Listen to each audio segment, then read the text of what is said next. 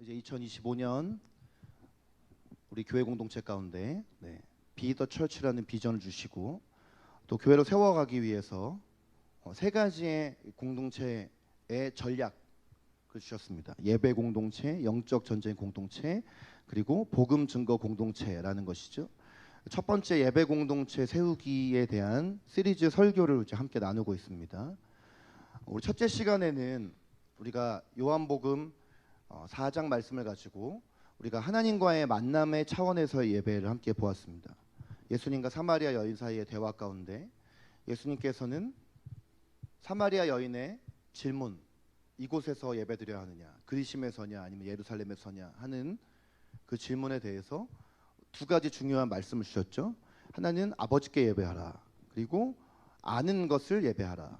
하나님을 아버지와 같이 친밀한 대상으로 인식하고 그분을 지식적으로, 정보적으로가 아니라 경험적으로 알아서 하나님을 인격적으로 만나서 교제하는 것이 예배이다라는 것을 우리가 함께 보았습니다. 예배의 의미에 대해서 우리가 함께 본 것이죠. 우리가 지난주에는 우리가 예배 가운데 우리가 갈망하고 추구해야 할 것이 무엇이냐, 하나님의 임재라는 것을 우리가 보았습니다.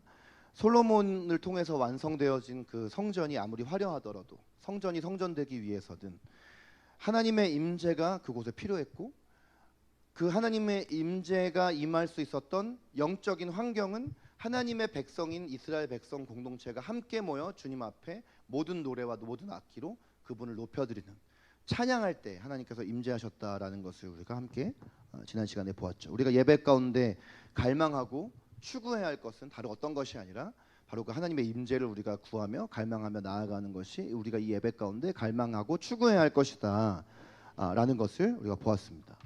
자, 오늘 세 번째 시간에 또 예배의 또 다른 측면에 대해서 함께 하나님의 말씀을 통해서 함께 보기를 원합니다. 성경에 보면은 우리 예배하면은 또 예배라고 하면은 또 우리 가장 먼저 떠오를 만한 성경의 사람이 바로 다윗이라는 사람입니다. 사도행전 13장 22절에 보면 하나님께서 다윗을 어떻게 생각하셨는지, 내가 이새의 아들 다윗을 만나니 내 마음에 맞는 사람이라 내 뜻을 다 이루리라 이렇게 말씀하셨어요. 하나님의 마음에 맞는 사람, 개역 개정판 성경이고 개정되기 전에 개역 한글판에 보면은 하나님의 마음에 합한 사람 이렇게 되어 있고, 세번역 성경에 보면은 내 마음에 드는 사람 이렇게 되어 있어요. 그리고 영어 NIV 성경에 보면 A man after God's own heart 되어 있어요. 하나님 그 자신의 마음의 뒤를 쫓는 사람 이렇게 되어 있어요. 하나님께서 어떤 사람을 만약에 어떤 사람에게 찬사를 보내실 때, 뭐 여러 가지로 하나님께서 우리에게 또 어떤 사람에게 찬사, 칭찬을 보내실 수 있지만 성경을 아무리 찾아봐도 하나님이 한 사람에게 최고의 찬사를 보낸 것은 다윗이다라고 생각이 듭니다. 하나님께서 내 마음에 드는 사람이다.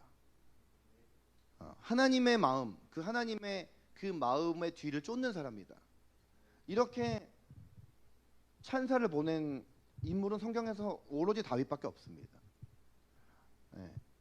만약에 우리가 이 땅에서의 삶이 다하고 천국에서 하나님을 마주할 때, 만약에 하나님께서 여러분에게 나에게 이런 찬사를 보내신다면 뭘 더 바라겠어요? 하나님께서 우리에게 그 천국에서 이런 찬사를 주실 것이 확실하다면 우리가 이 땅을 살면서 뭐를 더 바라겠어요? 그만큼의 최고의 칭찬, 하나님의 그 칭찬이 다윗에게 있었던 것을 봅니다. 그런데 사실 왜 하나님께서 다윗을 하나님의 마음에 드는 사람이라고 이렇게 말씀하셨을까요? 다윗이라고 해서 다윗의 일생을 쭉 성경을 통해 볼 때 그가 정말 다 하나님 앞에 그 행위로 볼 때 칭찬받을 만한 일을 한 것은 아닙니다. 이스라엘을 왕으로서 통치해 나가면서 다윗에게도 여러 죄가 있었고 여러 허물들이 있었어요. 우리가 아는 대표적인 그 다윗의 허물 중에 하나는 그가 전쟁터에 나가서 싸워야 하는데 전쟁터에 나가지 않고 왕궁에 머물러 있다가 자기의 가장 충신이라고 할 수 있는 우리아의 아내 밧세바를 범죄했던 일이죠. 그리고 그 죄를 덮기 위해서 가장 자신에게 충성되었던 부하라고 할 수 있는 그 우리아를 극심한 전쟁터로 내보내서 그 우리아가 전사하게 만들었던 것이죠. 치명적인 죄입니다. 간음의 죄와 살인의 죄를 동시에 범하고 거짓의 죄를 또 범한 것이에요. 10계명의 죄로 따지면 그가 이 한 사건을 통해서 10개의 계명 중에서 3개의 계명을 어긴 거예요. 그런데 이런 다윗에게 왜 하나님께서는 결과적으로 이 다윗의 삶을 향해서 그래도 그 다윗이 하나님의 마음에 드는 사람이라고 그에게 찬사를 보냈는가?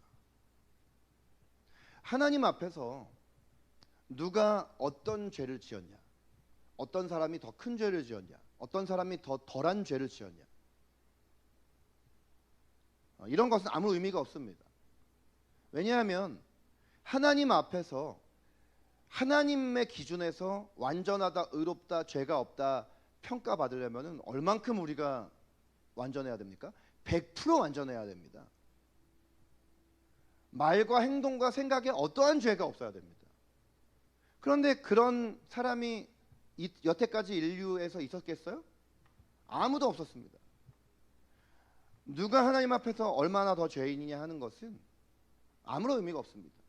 오늘 우리가 이 자리에 와서 예배할 때도 우리가 한 주 동안 지었던 죄의 기준에 의해서 하나님의 얼굴에 몇 %가 우리가 나타나느냐 이렇게 측정을 한다면 우리 가운데 오늘 주님 앞에 설 수 있는 사람도 없고 주님의 은혜를 받을 수 있는 사람도 여기 한 명도 없어요. 누구라도 하나님의 은혜가 없이는 살아갈 수 없고 하나님의 은혜가 없으면 쓰임 받을 수도 없습니다. 성경은 어떤 성경 인물이 뭐 얼마나 대단한가, 우리가 얼마나 그를 닮아가야 하는가 이런 것에 대한 책이 아니라 이와 같은 죄와 허물이 있는 사람을 통해서도 주님은 일하시고 그의 삶 가운데 역사하시고 그에게 은혜를 주신 것을 우리가 보는 책이 성경인 것이죠. 자, 이런 다윗에 대해서 하나님의 마음에 맞는 사람이라고 말씀하신 것의 핵심에는 뭐가 있냐면 오늘 이 사도행전 13장 22절 말씀에도 하나님의 마음에 맞는 사람이라고 했잖아요. 마음에 맞는다라는 것은 하나님의 마음과 다윗의 마음 가운데 연결이 일어났다는 거예요. 하나님의 마음과 다윗의 마음이 서로 맞았다는 거죠. 사람과 사람이 마음이 맞는다라는 것이 얼마나 큰 능력입니까? 네, 우리 전도서에서 전도자가 말하기를 삼겹줄은 쉽게 끊어지지 않는다는 말씀이 있잖아요. 한 사람이면 넘어져도 누가 지탱해 줄 사람이 없는데 두 사람이면 한 사람이 넘어지면 그 사람이 붙잡아 주지만 세 겹줄이 되어지면 그거는 끊어지지 않는다고 하잖아요. 그러니까 사람과 사람이 마음이 맞고 뜻이 합하여지면 두세 명만 예수님 안에서 뜻이 맞으면 이미 그게 교회고 그 교회는 예수님께서 베드로를 통해서 약속하신 것처럼 음부의 권세가 이길 수 없는 교회인 것입니다. 그러니까 이게 얼마나 놀라운 것이에요. 그런데 사람과 사람이 하나님 앞에 뜻이 맞는 정도가 아니라 이 다윗은 하나님과 그가 뜻이 맞았다라는 거예요. 하나님을 향한 다윗의 마음의 태도를 지칭한 말씀인 것이에요. 자, 그게 뭐냐면 다윗이 하나님을 사랑했다는 것이에요. 물론 하나님은 다윗을 사랑하셨습니다. 그런데 내가 받은 사랑과 내가 받은 은혜에 대한 반응으로 다윗이 얼마나 주님을 사랑했는가, 얼마나 주님을 갈망했는가. 하나님께서 언제나 우리를 평가하시는 기준은 얘야 너가 얼마나 열심히 했냐, 잘했냐, 뭐 이런 것들도 하나님의 평가의 기준이 될 수 있습니다. 그러나 본질적이지 않아요. 더 중요한 게 있습니다. 얼마나 너는 나를 사랑했느냐. 아무리 대단한 열심도, 아무리 엄청난 탁월한 주님 앞에서 어떤 성과도 다 그 마음의 기본 동기는 그게 하나님을 사랑함으로 나오는 것이어야 하는 것이에요. 교회 안에서 역사하는 최고의 마귀가 어떤 마귀예요? 섭섭 마귀 아니에요? 서로 섭섭하고 목사님에게 섭섭하고, 목사도 성도에게 섭섭하고, 섭섭 마귀가 우리 안에 들어오면은 교회 공동체가 모이면 예배가 은혜가 안 되고, 둘씩 셋씩 모이면 뭐 은혜가 나누어지는 것이 아니라 거기서 누구 험담하기 바쁘고. 근데 가만 생각해 보면 왜 우리 안에 섭섭 마귀가 들어오는가? 우리가 주님의 일을 이렇게 하고 나서 그 일을 하는 마음의 아주 기본적인 이 마음 깊은 곳의 동기가 하나님을 사랑하기 때문에 하나님께서 사랑하시는 교회를 또한 사랑해서 행한 것이라면, 누가 충분히 내가 한 그것에 대해서 그렇게 대단히 알아주지 않아도 쉽게 섭섭하지 않을 수 있어요. 물론 우리 인간인지라 섭섭합니다. 저도 섭섭할 때 있어요. 여러분도 섭섭할 때가 있고, 우리 서로 섭섭할 때. 그런데 이것이 우리가 모든 주님의 일을 하는 동기가 될 수 없는 것이고, 결국은 우리 마음 가운데 이 마음의 이 밑바탕의 기반에는 뭐가 있어야 되냐면 하나님을 향한 사랑이 있어야 하는 것이죠.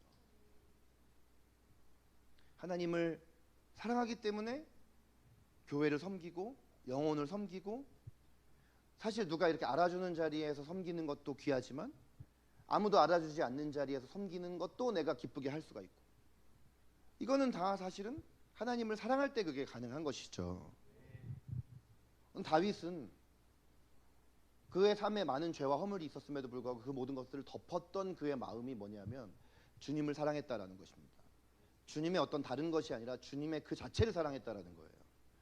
자, 오늘 우리가 읽은 역대하 5장 12절에서 14절은 지난주 말씀이고, 사무엘하 6장의 말씀을 우리가 이해하기 위해서 이스라엘 역사의 한 조각을 이렇게 우리가 살펴보겠습니다.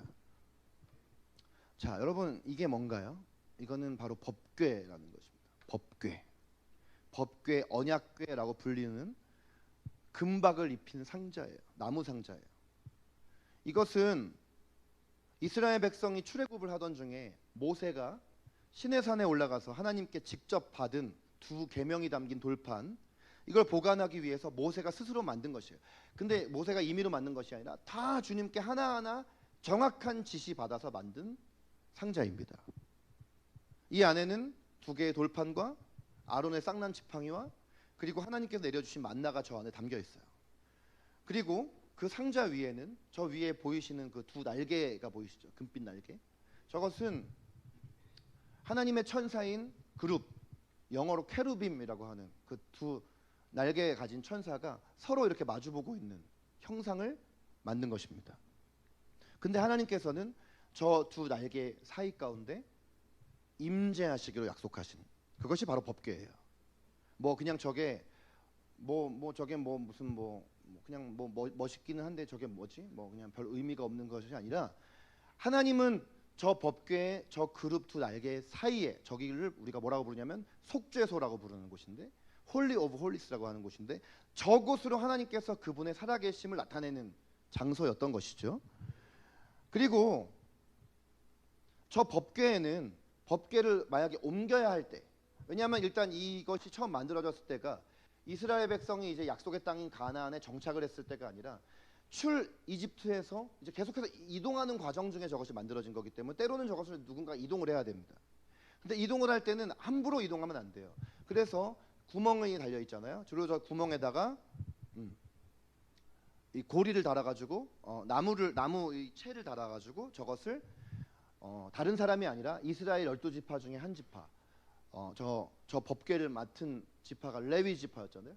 그 레위 지파의 사람들에 의해서만 운반되어질 수 있었던 것이 저 법궤입니다.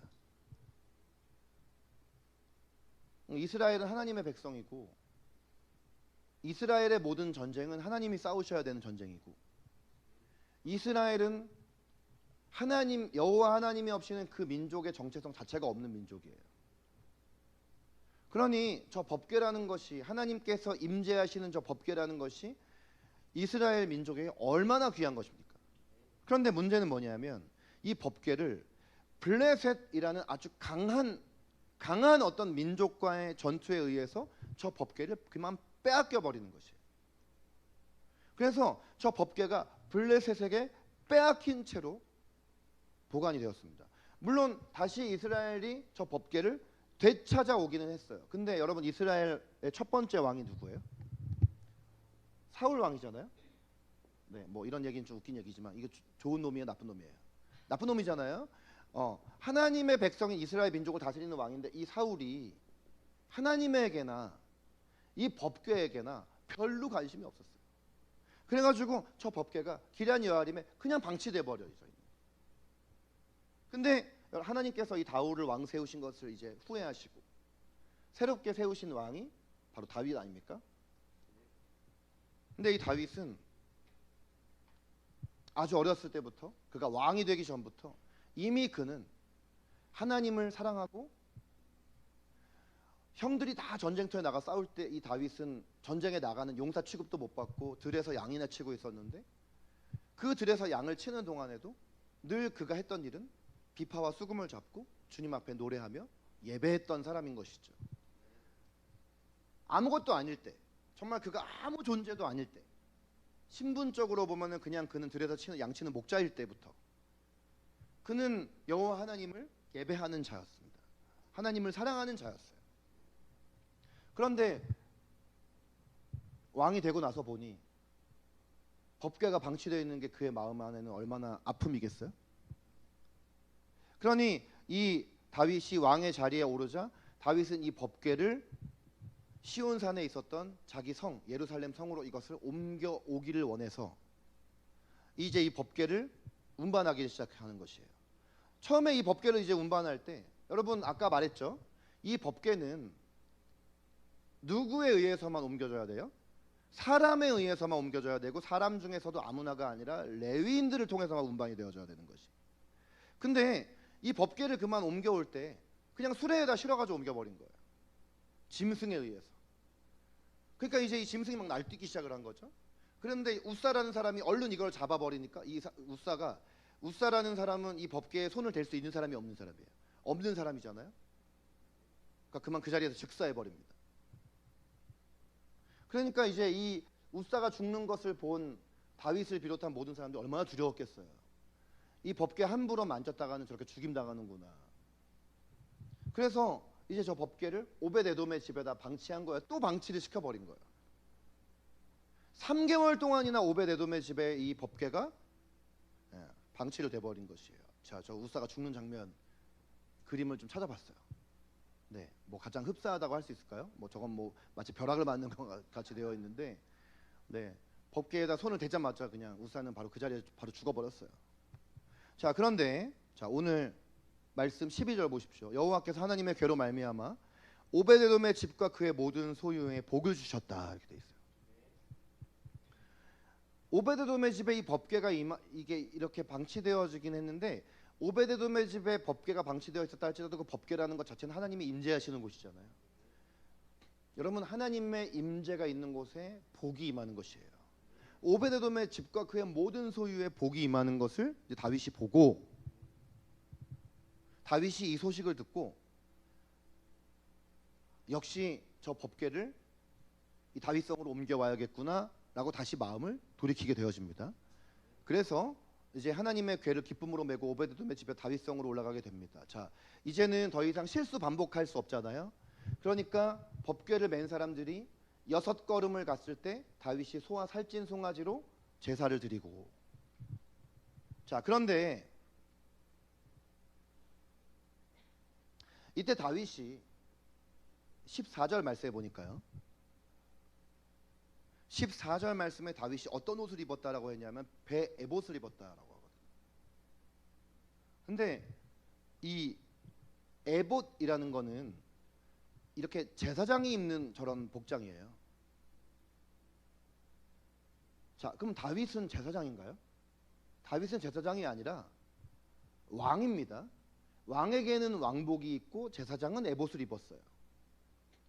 그러니까 일반적인 그 한 나라 안에서의 신분으로만 보면 왕이 왕복을 입고 제사장은 에봇을 입는다는 거죠. 그러나 어쨌든 이 나라에서 최고 권위자는 왕이에요. 그런데 일반적으로 보면 신분으로 볼 땐 자기보다 낮은 신분의 제사장 옷을 입은 거예요.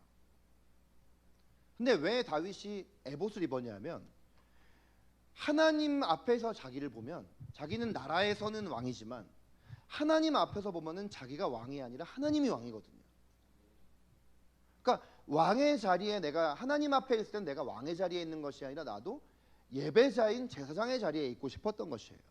그리고 거기서 뭘 했다고 되어 있습니까? 힘을 다하여서 춤을 추었다고 되어 있거든요. 이 왕이 한 나라의 왕인데 제사장의 옷을 입고 막 주님의 궤가 예루살렘 성으로 들어오는 것을 보고 힘을 다하여서 춤을 췄다라는 것이에요. 그리고 다윗뿐만이 아니라 온 이스라엘 족속이 막 즐거이 환호를 하면서 나팔을 불고 그 여호와의 궤를 메어서 왔다라고 되어 있어요.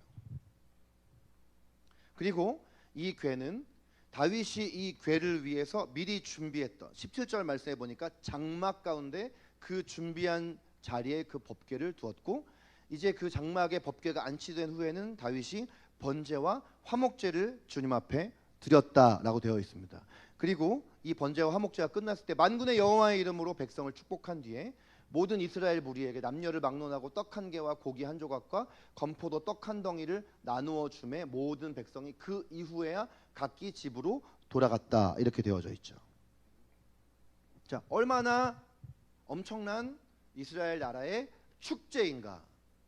이스라엘이 빼앗겼던 법궤 그리고 방치되었던 법궤, 그것이 이 나라를 다스리는 왕이 살고 있는 왕궁인 다윗성, 그 다윗성 앞에 쳐져 있는 장막 안으로 다시 돌아오게 되어지는, 하나님의 백성이면 하나님의 백성에게 그 하나님의 백성의 정체성을 말해주는 것은 하나님이어야 하고, 그 여러분 여기 오늘 18절 말씀에 여호와가 그냥 여호와가 아니라 어떤 여호와?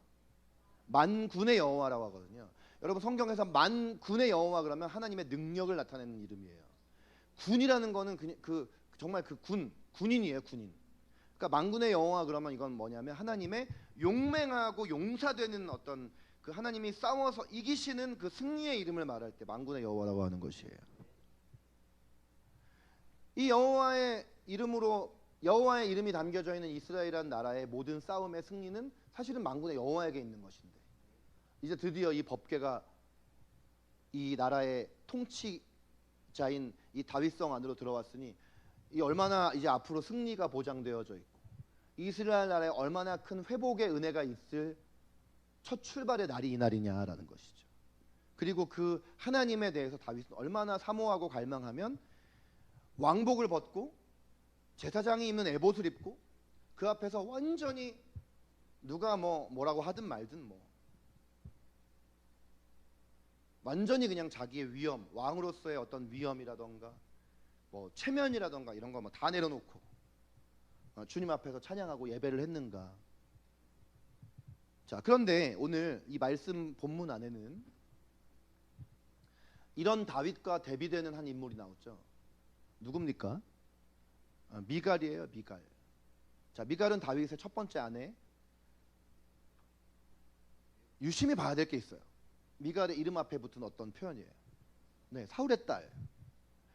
이 미갈이 이 모든 과정을 지켜봤을 때 여호와의 궤가 다윗성으로 들어올 때 다윗이 하나님 앞에 막 뛰놀며 춤추는 것을 보고 어떻게 했다고 했냐면 심중에 업신여겼다. 업신여겼다는 거는 그를 보면서 비웃고 조롱하는 태도로 있었는데 그걸 입으로는 표현은 안 했다라는 거죠. 근데 이제 이 모든 의식을 마치고 사울이 이제 가정으로 돌아와서 미갈을 만났을 때 이제 미갈이 나와서 다윗을 맞으면서 했던 저 노란 글씨 보세요. 자, 여러분이 읽어보겠습니다. 시작. 이스라엘 왕이 오늘 어떻게 영화로우신지 방탕한 자가 염치 없이 자기의 몸을 드러내는 것처럼 오늘 그의 신복의 계집종의 눈앞에서 몸을 드러내셨도다. 아멘. 자, 여기 이스라엘 왕이 오늘 어떻게 영화로우신지라고 하는 이 말은 우리 이스라엘 왕이시여 매우 영화로우십니다라고 감탄하고 칭찬한 말이 아니에요. 이 말은 다윗을 비아냥거리는 말이에요. 아니 어떻게 왕이 어쩜 그리 영화로우신지 라고 말한 거예요. 그러면 뒤에 뭐라 했냐? 방탕한 자가 염치 없이 자기의 몸을 드러내는 것처럼 그랬는데 새번역 성경에 보니까 저 방탕한 자를 뭐라고 번역을 했냐면 건달패라고 얘기했어요. 건달이 사람들 앞에서 그냥 자기의 몸을 아무렇게나 그냥 드러내고 방탕하게 구는 것과 같이. 그 다음에 오늘 그의 신복의 계집종의 눈앞에서 그랬는데, 여기 신복의 계집종이라는 말이 원어를 보면은요, 이게 욕입니다. 욕. 계집종이 아니라 종년이란 뜻이에요. 그 사람들이 이제 여기 나와 있는 요 사건을 좀 오버해서 해석할 때, 다윗이 하나님 앞에 너무 기뻐서 춤을 추다가 바지가 벗겨졌다는 표현을 쓰는데, 사실 성경 말씀에 그런 표현 없습니다. 여러분, 성경에는 어디에도 다윗이 에봇을 입고 법궤 앞에서 춤을 추다가 바지가 벗겨졌다는 얘기는 없어요. 그러니까 여러분 앞으로 어디 가서 그런 얘기 하지 마세요. 여러분, 제가 좀 부끄러운 얘기를 하자면, 옛날에 제가 그 모세와 이스라엘 백성들이 홍해를 건너오는 사건 있잖아요. 성경을 잘 모를 때 제가 애니메이션 이집트 왕자만 본 거예요. 그리고 제가 사역한 지 얼마 안 됐을 때 간사 시절에 막 설교를 하다가 사람들 앞에서 뭐라고 했냐면, 모세가 홍해 앞에서 지팡이를 팍 꽂았더니만 바다가 쫙 깔아졌다, 이렇게 했어요. 그랬더니 주일학교에서 열심히 교육받은 어떤 애가 저한테 와가지고, 목사님도 아니죠 그때는, 간사님 여기 성경 보라고, 여기 어디 그렇게 써있냐. 모세가 지팡이 꽂아가지고 그렇게 된 게 아니라 동풍이 와가지고 바닷물이 물러갔다고 되어 있지 않냐고 저한테 와가지고 제가 되게 창피한 적이 있었어요. 그러니까 여러분, 성경에도 없는 얘기를 하면 안 돼요. 그냥 우리는 추측하는 거예요. 뭐냐 하면 에봇이라는 옷이 얇은 옷이거든요. 근데 또 거기에 또 여러 가지가 달려 있잖아요. 아까 보셨죠, 에봇의 복장을. 그러니까 다윗이 왕복을 입은 게 아니라 일단 에봇을 입었다는 것 자체가 낮은 신분의, 그 당시의 사람들로 볼 때는 낮은 신분의 사람의 옷을 입은 거예요. 그리고 이 옷이 그 당시에 이 중동 사람들의 남자 옷은 바지가 아니잖아요. 네. 어떤 가운 같은 옷이잖아요. 원피스 같은 옷이잖아요. 그러니까 이 안에 속살이 막 보여질 수가 있는 옷인 거예요. 그리고 그 안에는 요즘 말로 하면은 다 속옷 입어요. 속옷이 드러날까봐 아주 딱 튼튼하게 입는 옷이 또 있어요, 그 안에. 네, 고쟁이 같은 것이 있어요. 그러니까 지금 이 말에서 핵심은 뭐냐면, 여기 그 미갈이 다윗을 비꼬는 말의 핵심은 뭐냐면, 어떻게 왕이 그럴 수 있냐라는 거예요. 어떻게 왕이 그럴 수 있느냐. 왕이라면 한 나라의 가장 높은 통치자이고 위정자, 주권자인데, 이스라엘 나라의 거의 탑에 있는 사람인데, 어떻게 왕이 그렇게 계집종들까지도 다 나와 있는 아주 신분이 가장 미천한 사람들도 다 보고 있는 앞에서 그렇게 추태를 부리십니까? 라고 얘기를 한 거예요. 그러니까 이 미갈은 뭐 하나님이고 뭐고 없는 거죠. 그냥 오로지 다윗의 채통에 대해서만 관심이 있었다라는 것이죠. 자, 근데 다윗이 이 미갈의 말에 대해서 뭐라고 말했는지를 이제 주목해서 보십시오. 자, 이는 여호와 앞에서 한 것이니라. 내가 여호와 앞에서 뛰놀리라. 내가 이보다 더 낮아져서 스스로 천하게 보일지라도. 여기 다 중요한 게 뭐냐면 여호와 앞에서라는 거예요. 여호와 앞에서. 여호와 앞에서 내가 한 것이다. 여호와 앞에서 내가 뛰는 것이다. 내가 이보다 더 낮아져서 스스로 더 천하게 보인다 할지라도. 그러니까 여러분 보십시오. 이미 다윗이 에봇을 입었다는 것 자체가, 그리고 왕이 에봇을 입고 그 법궤가 다윗성으로 들어오는 모습을 보면서 뛰놀며 껑충껑충 뛰면서 춤을 췄다는 것 자체가, 그것이 우리에게 주는 메시지가 뭐예요? 다윗이 한 나라의 왕이더라도 이 나라의 진정한 왕은 여호와 하나님이다. 그리고 진정한 왕이신 하나님 앞에서는 왕이고 뭐고 간에 다 하나님의 백성이고, 이제 우리 신약 시대 살고 있잖아요. 다 우리는 하나님의 아들, 딸이고 하나님 앞에서는 다 그분의 자녀들이라는 것이죠. 그러니 그분 앞에서 뛰어논 겁니다. 네, 그분이 이런 정말 아무것도 아닌 목동이었던 나를 택하셔서 이스라엘 주권자 왕으로 삼아주신 것도 내가 잘나서가 아니고 하나님의 은혜잖아요. 물론 이것은 구약의 용어가 아니라 신약의 용어이겠지만 그는 그 사랑과 은혜에 반응한 것입니다. 그리고 이제 이 이스라엘 나라가 이 만군의 여호와 하나님의 법궤가 이제 우리 이 나라 안으로 들어왔으니 우리 이 나라가 이제 앞으로 싸울 때 모든 전쟁은 다 하나님이 이기실 것을 얼마나 확신한 것입니까? 기쁜 거예요. 즐거운 거예요. 그래가지고 믿음으로 그것을 내다보고 기뻐한 것이에요. 자, 아까 제가 말했지만 이 미갈의 이름 앞에는 계속 저것이 붙어요. 사실은 저 자리에는 저 말이 붙으면 안 돼요. 원래는 뭐가 붙어야 됩니까? 다윗의 아내 혹은 왕비가 붙어야 되거든요. 근데 계속 지금 이 구절들에서 다 사울의 딸 미갈, 사울의 딸 미갈, 사울의 딸 미갈 이렇게 나오고 있어요. 여기서는 미갈의 이름 앞에 계속 강조해서 사울의 딸이라는 것을 강조하고 있어요. 왜 그랬을까요, 여러분?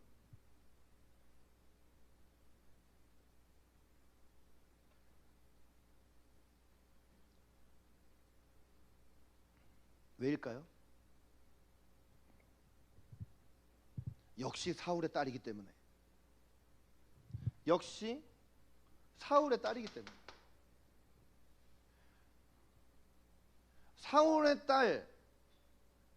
사울의 딸 미갈이 다윗의 왕비가 됐으면 다윗의 권위 아래로 들어오고 다윗의 마음 안으로 들어와야 되는데, 결혼해서 다윗의 왕비가 됐음에도 불구하고 여전히 미갈은 사울적인 생각을 하고 있고 사울의 관점으로 법궤를 바라보고 사울의 관점으로 다윗의 모든 행동을 본 거예요. 그러니까 법궤가 지금 이스라엘 안으로 들어오는 것에 대해서 이 여자는 전혀 관심도 없고 그냥 여러분 사울을 기억해 보세요. 사울이 분명히 그 이스라엘 민족에게 주어졌던 주님의 미션이 뭐였습니까? 아말렉 족속을 완전히 다 멸하라고 했잖아요. 진멸하라고 했단 말이죠. 요즘 우리가 그 여호수아서 묵상하다 보면 그 여호수아가 이제 가나안에 있는 이제 한 족속 한 기업을 정복해 나갈 때 여호와의 전쟁이라고 하시면서 여호와의 전쟁의 특징은 뭐냐면 다 멸하라는 거거든요. 이걸 우리가 헤렘이라고 하는데 헤렘하라는 것이거든요. 근데 아말렉 족속을 다 진멸하라고 그러는데 양과 소를 얼마 정도 남겨놓은 거예요. 그러니까 여러분 하나님의 말씀은 있는 그대로 100% 순종해야지 99.9% 순종한다고 해서 나는 95% 순종한 사람보다 더 순종했어, 50% 순종한 사람보다 난 좀 낫지, 이렇게 생각하면 안 되세요. 하나님이 어떤 것을 우리에게 명령하시면 토시 하나 안 틀리고 순종을 해야 돼요. 완전한 순종을 하나님은 순종이라고 보시는 거거든요. 근데 사울 왕은 남겨놨거든요. 왜 남겨놨다고 해요? 사무엘이 가서 추궁하니까 사울이 뭐라고 하냐면 백성들 앞에서 나를 좀 높여달라고 사무엘에게 부탁을 하면서 백성들 앞에서 하나님 앞에 좋은 재물 남겨놨다라는 그 칭찬 받으려고. 그 사울의 딸인 미갈도 똑같아요. 왕비가 됐지만 다윗 안에 있는 그 다윗의 마음에 대해서 조금도 이해함이 없어요. 그리고 그냥 왕이면 왕으로서 사람들한테 어떻게 비춰지는가, 그러니까 사람들의 눈, 하나님 앞에서가 아니라 그러니까 사람들이 나를 어떻게 볼까. 자, 미갈의 결론은 뭐냐면 죽는 날까지 그에게 자식이 없으니라. 오늘의 이 말씀을 우리가 우리의 삶으로 끌어왔을 때 하나님 앞에서 뛰며 춤추며 예배하지 않으면 임신을 못합니다, 이게 아니라, 깜짝 놀라시는 분 있어요 이렇게 얘기하니까. 그게 우리에게 주는 메시지가 아니라 왜 미갈이 결국은 죽는 날까지 자식이 없을 만큼, 이 당시에 자식이나 소유는 아직 예수님이 오시기 전이기 때문에 그 자체가 하나님의 복의 상징이잖아요. 근데 왜 하나님의 복이 미갈에게서 떠났느냐? 간단하죠. 하나님에게는 관심조차 없는 거예요. 하나님의 임재와 하나님의 얼굴과 이 민족의 정체성인 야훼 관심이 없는 것이죠. 그리고 그냥 사람들이 우리 남편을 볼 때 어떨까? 우리 남편은 왕인데 왕인 우리 남편을 보고 사람들이 어떻게 바라볼까? 오로지 여기에만 꽂혀 있는 것입니다. 여러분, 미갈의 태도와 다윗의 태도가 정확하게 여기서 구분되어지는 장면인 것이에요. 여러분, 우리는 미갈의 태도가 우리 안에서 떠나가야 하고 다윗에게 하나님께서 부어주셨던 그 갈망함과 그 열정과 그 기쁨과 그것이 우리 가운데 부어져야 하는 것입니다. 여러분, 우리가 주님을 찬양할 때, 우리가 예배 공동체로서 함께 모여서 혹은 우리가 각자 각 개인으로 주님 앞에 나아가 주님을 예배할 때, 여러분 지금 오늘 다윗이 법궤가 다윗성으로 들어올 때처럼 그렇게 찬양하고 계세요? 시선을 갑자기 다 피하시는데, 여러분이 주님을 찬양하고 예배할 때 마치 다윗이 내가 뭐 직분이 뭐던 간에, 내가 목사건 장로건 뭐건 간에, 우리 교회 장로님 안 계시지만 아직 직분이 뭐건 간에, 내가 부모건 자녀건 남자건 여자건 나이가 몇 살이건, 오늘 여기 와서 뭐 오늘 또 약간 저희가 사고가 있었죠. 건반이 갑자기 안 나가 버렸어요. 이게 갑자기 또 이런 일은 또 오늘 하나님 또 얼마나 은혜를 주시려고 이런 일이 있으면 예전에는 또 왜 이런 일이 왜 벌어지나 이랬는데, 몇 번 이런 일들이 겪고 나니까 그런 날은 하나님이 또 새로 다르게 또 일하실 게 있구나. 뭐 우리가 뭐 악기가 뭐가 나오고 안 나온다고 해가지고 뭐 거기에 뭐 연연하거나 뭐 아직도 그리심산이냐 예루살렘이냐 이거 따질 필요 없잖아요. 중요한 건 뭐냐면 주님을 찬양하고 예배하는 곳에 하나님이 임재하실 것을 믿는 믿음이 있는 거잖아요. 그러면 그 앞에서 우리 어떻게 해야 되느냐?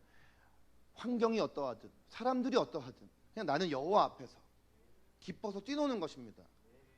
네, 여러분 성경에서 특히 구약 성경은 우리가 히브리어로 기록되었잖아요. 이 히브리어로 보면요, 찬양이라는 단어가 우리나라 번역 성경에는 찬양, 찬미, 찬송 이렇게 번역되어 있지만, 찬양이라는 단어가 구약 성경에서 나올 때는 저렇게 다양한 단어들이 있어요. 예를 들어 바락 그러면은 성경에는 송축하다 이렇게 나와 있어요.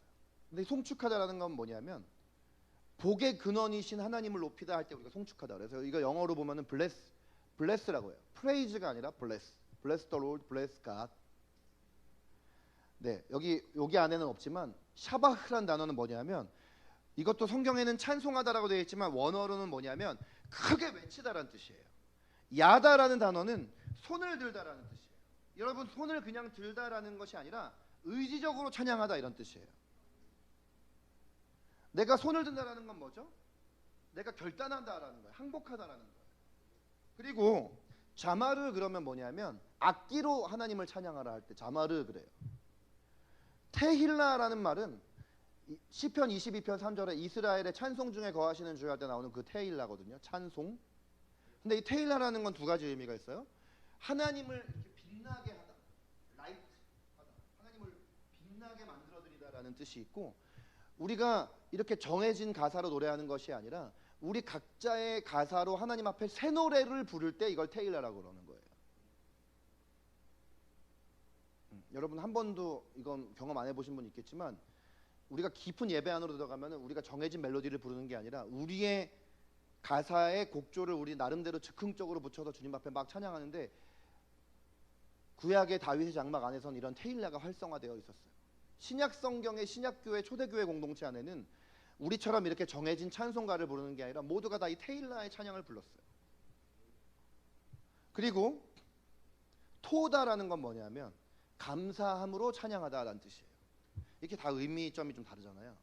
근데 저런 여러 가지 단어들 중에 구약 성경에서 160번 이상이 나오는 히브리어 원어적 표현이 있어요. 찬양하다, 찬미하다, 찬송하다, 송축하다, 높이다, 감사하다, 이런 여러 가지 찬양에 대한 표현들, 히브리어 원래 원어적 표현들이 있는데 그 중에서 가장 많이 나오는 표현이 뭐냐면 할랄이라는 것이에요. 근데 여러분이 할랄이라는 단어에서 뭐가 딱 떠오르죠? 그쵸? 뭐요? 할렐루야. 할렐루야라는 건 할랄에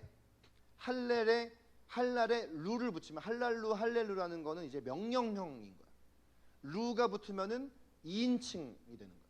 그래서 할렐루 그러면 뭐냐면 찬양하라 하고 선포하는 거야. 근데 거기에 야가 붙었어요. 야. 졸린 거 아니죠? 저 야하고 부른 게 아니라, 야는 뭐냐면 야훼. 야훼는 누구예요? 하나님. 합치면 무슨 뜻이에요? 하나님을 찬양하라. 근데 할렐루야 그러면은 오늘도 교회 와서 제가 할렐루야 그러면 여러분들이 자동 반응으로 아멘, 아멘 이래요. 물론 그것조차도 안 하는 분이 한 두 분 계세요. 무슨 뜻인지 더 정확히 알아야 돼요. 할랄이라는 거는 이 할랄을 하나님께 찬양하는 단어로 붙일 때 그 원뜻이 뭐냐면 원래 할랄은 명백해지다, 밝아지다, 빛나다, 과시하다, 어리석다 이런 뜻이에요. 근데 이 할랄을 할렐루야라고 해서 이걸 하나님을 찬양하는 것에 붙일 때는 저 밑에 두 가지 문장이 보이시죠? 하나씩 읽어보세요. 시작. 이렇게 보일 정도로 시끄럽게 하다. 뭐냐면 어리석어 보일 정도로, 누가 볼 때는 바보스럽게 보일 정도로 하나님에 대해서 막 자랑하고 칭찬하는, 핵심은 그거예요. 어리석게 보이고 바보 같아 보이는 게 핵심이 아니라 누가 봐도 이 사람이 하나님을 자랑하고 있구나 라는 걸 알 수 있을 정도로. 물론 우리는 사람에게 보이기 위해서 하는 건 아니지만, 그러나 정말 진정한 자랑과 칭찬은 표현되어지는 것입니다. 자, 여러분, 우리가 어디서 맛있는 거 먹고 오면은 와가지고 아 어디서 맛있는 거 먹었는데 거기 너무 맛있더라, 주영아 같이 가자, 다음엔 같이 가자. 우리 다현 자매가 주영이랑 아직 안 친하죠? 네, 친해지시면, 좀 친해지면 다현 자매가 어디서 맛있는 거 먹고 오면 주영이 동생한테 주영아 너 유나랑 같이 해서 우리 셋이서 저기 행구동에 맛있는 맛집 있는데 이 겨울에 우리 따뜻하게 거기 가서 맛있는 거 그거 먹으러 가자. 그리고 우리 가서 인스타그램에 사진 올리고, 인스타그램 팔로잉 했어요? 인스타그램에다 이렇게 그거 사진 올리면서 먹스타그램하고 식당 이름 올리고 이거 해가지고 우리 이거 심지어 또 이벤트 또 응모해가지고. 저는 이 할랄의 장면을 가장 잘 보여주는 것이 있는데, 할렐루야는 아니지만 그냥 할랄만 보여주는 거. 그건 뭐냐면 저 북한 사람들이 그 독재자에게 막 거기서 막 퍼레이드 할 때 보잖아요. 김일성에게, 김정일에게, 김정은에게 막 앞에서 하는 의식 보세요. 목소리 엄청 커요. 칼군무예요 완전히. 진짜 글씨로 치면 1.1획도 틀림이 없어요. 근데 그들의 목적은 분명해요. 김정은을 높이기 위한 거예요. 가수가 콘서트를 하는데 이렇게 가보잖아요. 콘서트 가봤어요? 아연이 콘서트 가봤어요? 콘서트? 주님을 너무 사랑해서 콘서트도 안 갑니다. 저는 이제 콘서트를 가봤는데 한 12번 이렇게 가봤어요. 제가 어디 다른 데서 설교할 때도 얘기했지만 저도 이제 콘서트를 저도 나름 좋아하는 가수가 있어서 간 거예요. 네.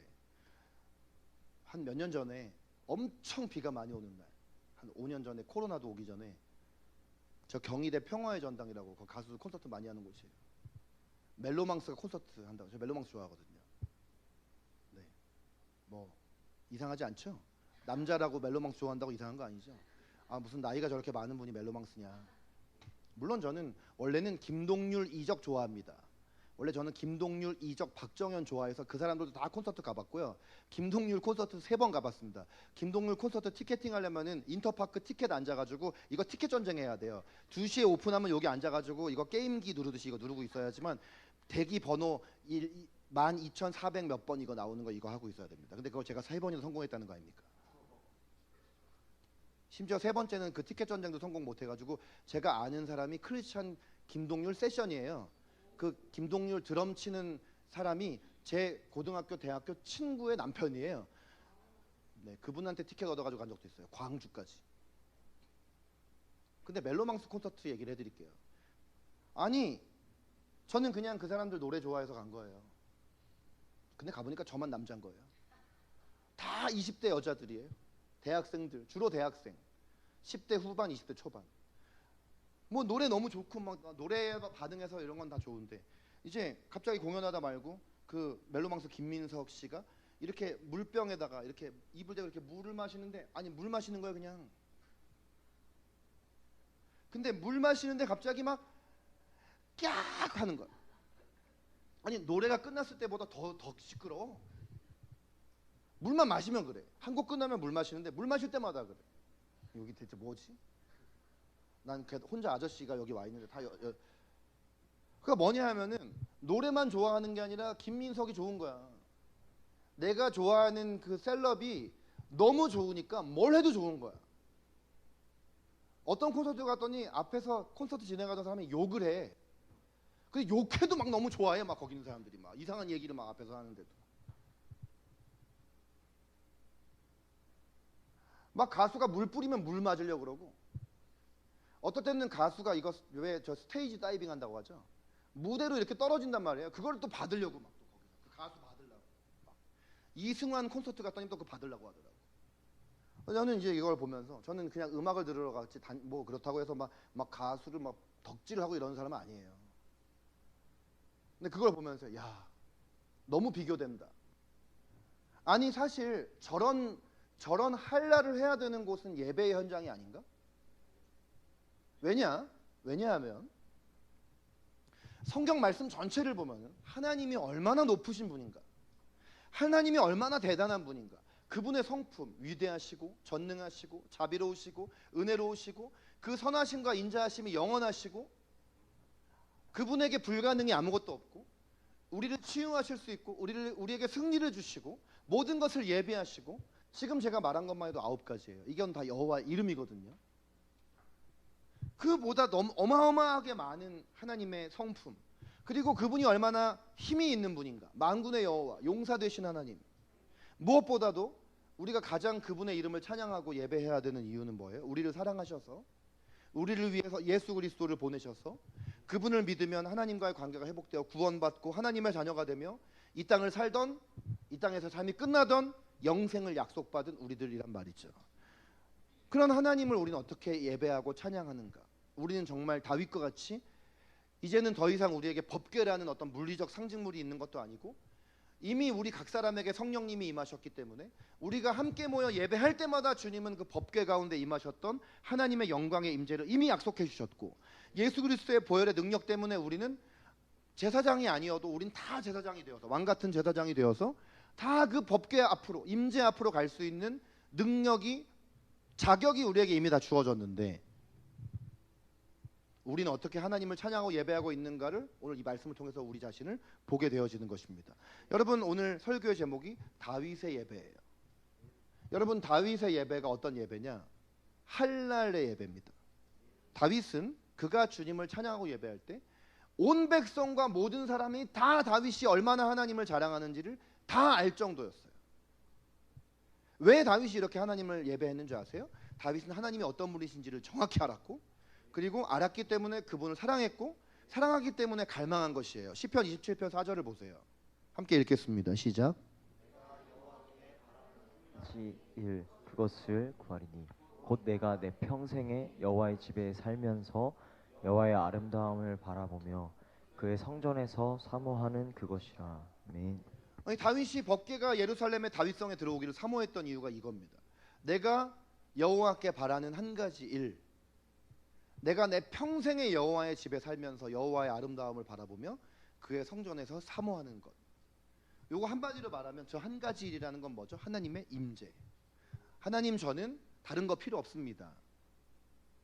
다 필요 없습니다. 하나님의 임재면 됩니다. 네. 당연한 거 아니에요. 왜냐하면 하나님은 모든 것을 다스리시는 분이시고 하나님이 임하면 다른 거 다 의미 없잖아요. 여러분, 사도 바울이 왜 예수님을 믿고 나서, 예수님을 만나고 나서 다메섹으로 가던 길목에서 주님을 만나고 나서 그가 이방인의 사도로 부름받은 후에 그가 자기 자신을 회고하며 쓰기를, 내가 정말 세상적으로 따지면 다른 사람들보다 공부도 많이 하고 학식도 뛰어나고 바리새인 중에 바리새인이고 가말리엘이라는 대단한 스승 밑에서 공부한 사람이고 로마 시민권도 갖고 있고 누가 나 함부로 할 수 없는 사람임에도 불구하고 내가 예수님을 믿고 나서는 그 모든 것을 다 배설물로 여겼다. 왜냐? 그리스도 예수를 아는 지식이 가장 고상하기 때문에 하나님을 아는 지식, 예수님을 아는 지식, 이거를 받고 나서 세상에서 얻은 지식, 스펙 이런 거 보니까 이거 뭐야? 이거 아무 필요도 없는 거네. 이런 거 다 갖고 있으면 뭐해? 하나님 모르면.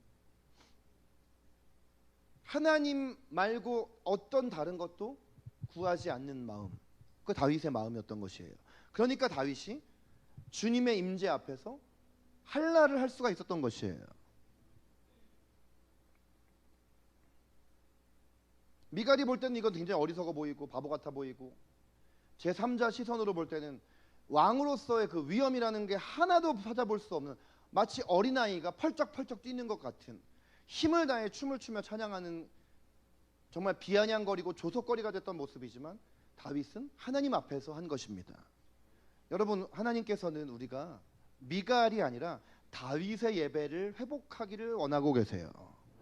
여러분, 찬양하고 예배하는 것은 감정이 어떠한 것에 따라서 좌우되는 것이 아니에요. 여러분, 예수님께서 사마리아 여인에게 말씀하실 때 영과 진리로 우리 안에 계신 성령님과 기록된 하나님의 말씀을 가지고 예배하라 했잖아요. 정말 미친 짓 같지만 여러분, 여기 예배하러 오실 때 삶에서 내가 살다가 어떤 거 느끼고 생각하고 염려하고 걱정하고 분주하고, 어떤 경우에는 그렇잖아요. 우리가 주일날도 어떨 때는 일해야 될 때 있잖아요. 주일날도 직장 나가서 일해야 될 때 있고, 시험 기간에 학교 공부하다가 올 때도 있고, 아니면 여러분들 잘 아는 거 있잖아요. 여기 오기 전에 여러분 가족끼리 싸우는 거, 그거 하다가 여기 올 때 있잖아요. 솔직히 저도 있고 다 있습니다. 우리가 같이 사역하는 사람들끼리 사역 직전에 저기 방에서 뭐 다투다가 나올 때도 있어요. 어떨 때는. 근데 보세요. 여기 들어올 때는요, 그냥 그거 다 벗고 오는 거예요. 그리고 미친 것 같지만 다윗처럼 기뻐 춤추며 뛰놀면서 예배해야 하는 것이에요. 근데 그게 사람들이 생각할 때는 뭐가 나 지금 뭔가 그렇게 기뻐할 만한 거 아무것도 없는데, 나 뭐 그렇게 열정적으로 뭐 하나님 앞에 소리 지르고 막 이럴 만한 거 아무것도 없는데, 심지어 어떨 때는 지금 나 몸이 아픈데, 목소리 나올 힘도 없는데, 어제까지 나 너무 목을 많이 써가지고 목도 막 쉬어가지고 여기 앞에서 나 뭐라고 할 수 있는 그런 것도 없는데, 우리는 하나님을 찬양할 이유는 별로 없고 하나님을 찬양하지 못할 이유는 항상 너무 많아. 아파서 못해, 졸려서 못해, 피곤해서 못해, 기분 나빠서 못해, 피곤해서 못해, 지금 뭐 옆에 있는 사람, 왜 내 옆에 있는 사람은 또 예배 시간에 왜 저러고 있지, 판단해서 못해. 다 미갈인 거야, 미갈. 누가 막 찬양하고 있으면 저 사람 왜 저러지?